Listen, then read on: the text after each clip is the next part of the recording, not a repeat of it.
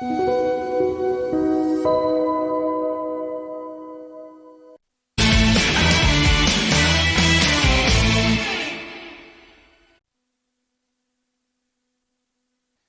시장을 보고 있으니까 진짜 이렇게 매끄럽게 우상향한 적이 있었나. 그리고 외국인이 이렇게 많이 사는 부분도 굉장히 오랜만에 반갑게 지켜보고 있습니다. 코스피 2%, 그리고 코스닥 1.4% 강세 흐름을 이어가고 있는데요. 오늘도 이제 오후장 전략까지 알아보도록 하겠습니다.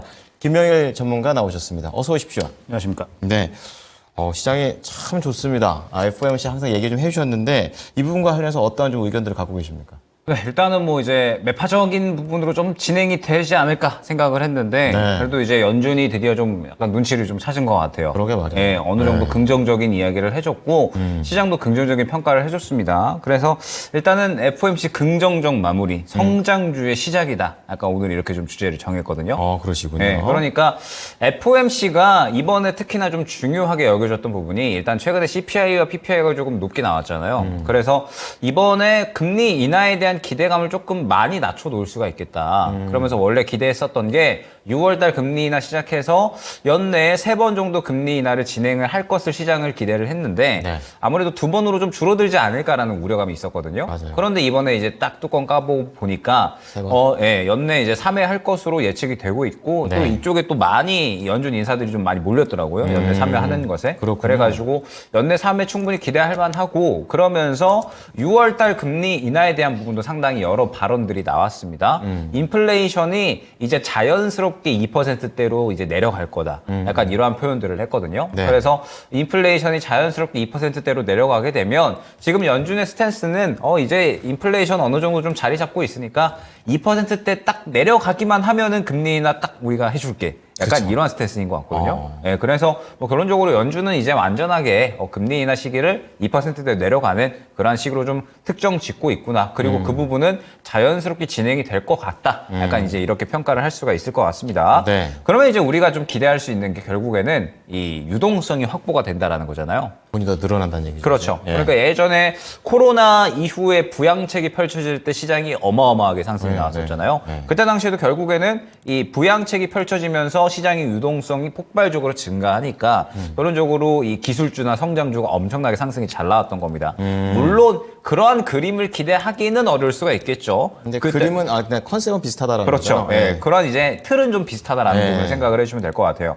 결국에는 그때 이제 유동성이 폭발하면서 기술주나 성장주가 엄청나게 상승이 나오는 그림이 나타났었는데 네. 그러면은 금리 인하에 대한 기대감이 이제는 완전하게 눈에 보이는 거잖아요. 그렇죠. 3월 달이 결국에는 또 FOMC가 굉장히 중요했는데 이게 긍정적으로 끝났으니까 이제 실질적으로는 금리 인하에 대한 기대감밖에는 남지가 않은 겁니다. 그렇죠. 그러면은 네. 지금 코스피 시장이 사실 계속해서 뚫어주지 못했었던 저항 구간이거든요. 코스피가 보게 되면 지금 계속해서 못 뚫어줬었던 구간이 이제 2,700 구간이었어요. 그런데 오늘로써 뚫어줄 만한 시도를 했다. 라는 점이 중요할 것 같습니다. 그러면 지금 당장에 못 올라간다라고 하더라도 이제 2,700 구간에서 약간 지지라인 만들어 주다가 이제 또 2,800까지도 도전을 해볼 수가 있는 그런 위치에 이제 도달을 했기 때문에 네. 지금 현재 시장에 대한 부분은 이제 굉장히 긍정적으로 생각을 해볼 만하다. 그러면서 이제 어찌됐든 예전에 부양책 펼쳐졌을 때 생각을 해보면 네이버나 카카오 이런 종목들이 국민 주식이었잖아요. 그렇죠. 그때 당시에 이제 성장주가 굉장히 좋은 상승이 나왔는데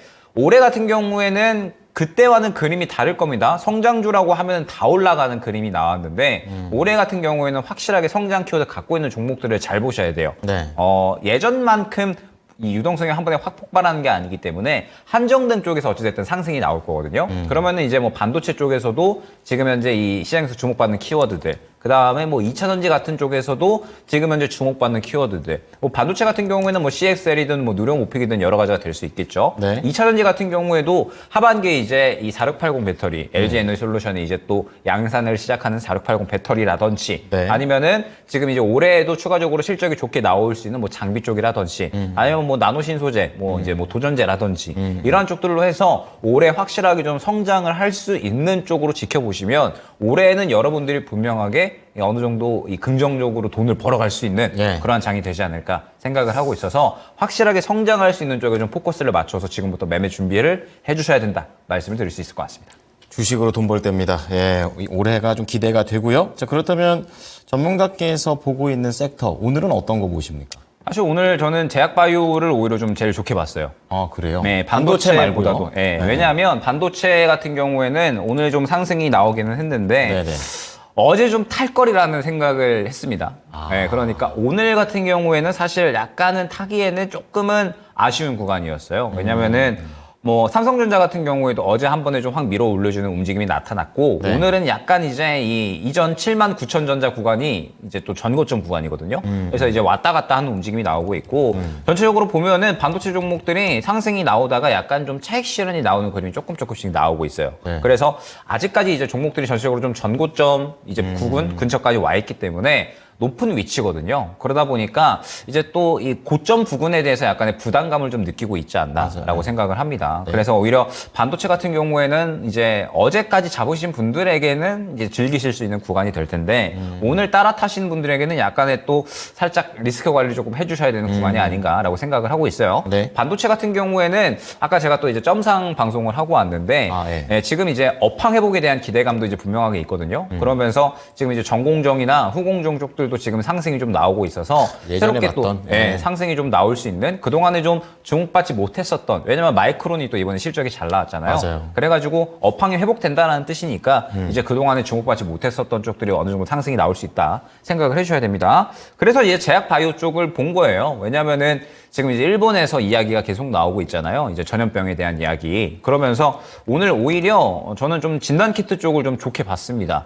지금 현재 우리가 워낙에 이 공포감이 학습이 되어 있다 보니까 결론적으로 이제 일본에서 전염병은 퍼진다라고 하면서 우리나라가 또 워낙에 일본 쪽으로 자주 가다 보니까 결론적으로는 이제 또 시장이 추가적으로 공포감이 좀 형성이 되고 있는 것 같아요. 그러면서 네. 보게 되면 오늘 수젠텍 같은 이러한 종목들도 추가적으로 좀 상승이 나오는 모습을 확인을 할 수가 있고 뭐 그다음에 시젠 같은 이러한 종목들도 보게 되면 지금 바닥에서 물량을 좀 굉장히 많이 밀어놓는 모습을 확인을 할 수가 있거든요. 그렇기 때문에 지금 진단키트 쪽도 무언가 추가적인 상승에 대한 기대감은 분명하게 있다라고 생각이 되고 있습니다.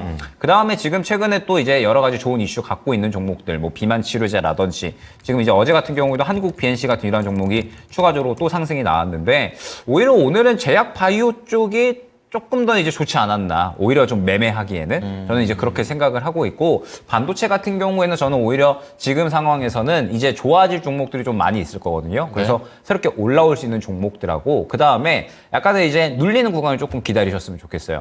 그러니까 뭐 예를 들어서 지금 이제 엑시콘 같은 경우에 어제 이 삼성에 대한 이야기가 나오다 보니까 굉장히 급등이 나왔었거든요. 예. 근데 오늘 살짝 눌리잖아요. 예. 그러는데 고점 구간에서 지금 워낙에 물량이 강력하기 때문에 아마 타이밍만 잘 맞추면은 엑시콘도 추가적으로 한 번 더 상승이 나올 겁니다. 네. 그렇기 때문에 지금 반도체 같은 경우에는 물량이 좀 확실하게 살아있는 종목이 어떠한 종목인지 네. 그러면서 지금 이제 우리가 눌렸을 때 매수할 수 있는 종목이 어떤 종목인지 확실하게 좀 선별하는 것이 굉장히 중요하다라고 생각을 하거든요. 궁금한 게 그럼 네. 반도체 관련해서 업황 상승도 얘기해 주셔가지고 기존에 있던 그런 장비주 같은 거 좀 긍정적으로 보는 부분과 그리고 성장을 항상 강조해 주시니까 반도체에서 CXL이는 것도 성장이잖아요. 이 두 개 중에서는 또 어떤 걸 좀 더 높게 보세요? 좋게 보세요? 그러니까 좋게 본다라기보다 이제 네. 같이 봐야 된다라는 같이 거죠. 보자. 아, 네, 지금까지는 그렇군요. CXL이나 예, 혹은 예. 이제 뭐 뉴로모픽이나 온디바이스 AI나 그러니까 성장 키워드 갖고 있는 쪽만 봤어야 됐어요. 그렇죠. 그런데 이제 업황 회복에 대한 기대감이 나타나니까 오늘 원익 IPS 같은 이런 종목들도 그렇죠. 네. 상승이 나온다라는 거죠. 네네. 그러면은 이제 우리가 생각을 해봐야 될 게 이제 그동안에 주목받지 못했어 뭐 ISC 같은 이런 종목들 있잖아요. 전공정 쪽이나 이러한 이 주목받지 못했었던 종목들이 이제는 좋아질 수 있다라는 뜻이 되니까 그렇군요. 반도체는 조금 더 이제 시선을 넓혀서 주성 엔지니어링도 최근에 좀 조용하잖아요. 그런데 주성 엔지니어링 같은 경우도 이제 다시 한번 좀 봐야 될 때가 온 거고 그 다음에 ISC 같은 이런 종목들도 이제 새롭게 봐야 된다라는 거죠. 네. 그러니까 이제 이 우리가 시각을 조금 더 반도체는 넓게 보셔야 됩니다.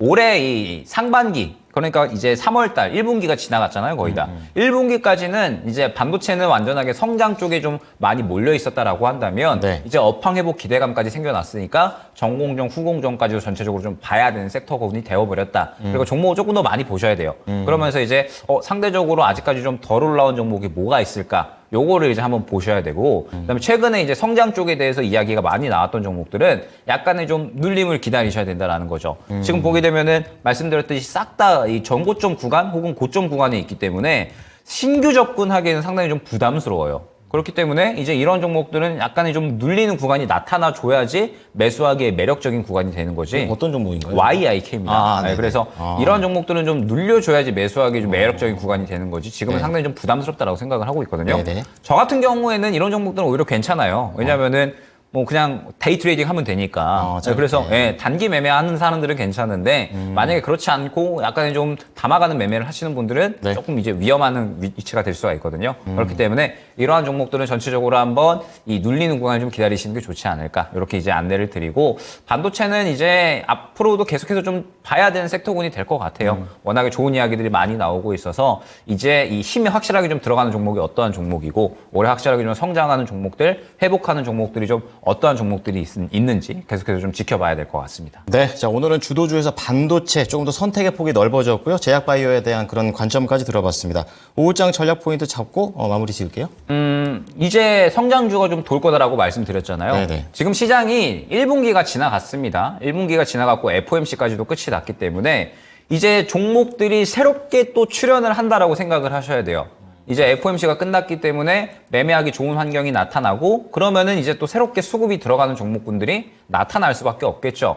그러면은 오늘과 내일 같은 경우에는 사실 무언가 또 이제 적극적으로 매매를 한다라기보다 오히려 수익 볼 종목이 어떠한 종목이 있을까 준비를 더 해야 되는 시기라고 생각을 하고 있거든요. 왜냐면은 오늘하고 내일 또 수급 들어가는 종목이 다음 주에 미쳐 날뛸 거니까. 그렇기 때문에 오늘하고 내일은 확실하게 다음 주에 어떤 종목을 수익을 볼까 준비를 조금 해놓으셔야 된다라고 생각을 하고 있고 네. 그 종목들을 또 이제 매매를 좀 하셔야 된다라고 생각을 하고 있습니다. 지금 반도체 같은 경우는 약간의 이제 또 이 고점에서 하락하는 그런 그림이 나오고 있으니까 지금 상태에서 확실하게 다음 주에 수익 나올 수 있는 종목이 어떠한 종목인지 선별을 하는 것이 중요할 것이다. 이렇게 말씀을 드리도록 하겠습니다. 네, 자 계속해서 종목 선택의 중요함을 말씀해 주셨습니다. 오늘 내용 잘 참고하겠습니다. 고맙습니다. 네, 감사합니다.